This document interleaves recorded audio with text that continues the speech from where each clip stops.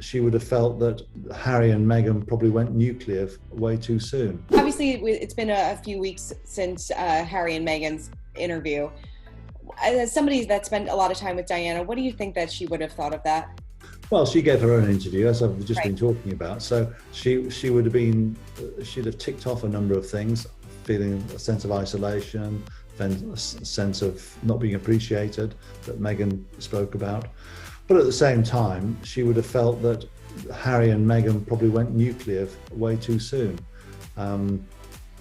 Diana spoke to me 10 years after she'd been in the royal family, and that was mainly because her marriage was collapsing. Here's a couple who seemed very much in love, expecting a second child. They seem to have been fighting yesterday's battles as opposed to looking forward to the future.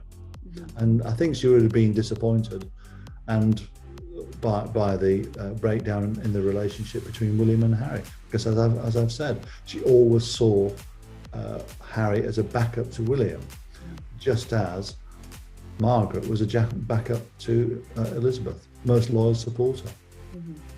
Now that we're a month or so on from the interview, what do you think the long-term impact of it is going to be? It has certainly damaged people's perception of the House of Windsor, especially talking about racism and ignoring Meghan's mental condition. And there's, from what we understand from the palace, there's going to be an investigation into race relations generally inside the palace.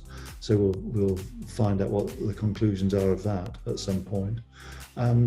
So it was a damaging interview because it was the first time, probably in history, in British history, that a prince of the realm has directly attacked the institution from which he's sprung, and that is to say, the monarchy.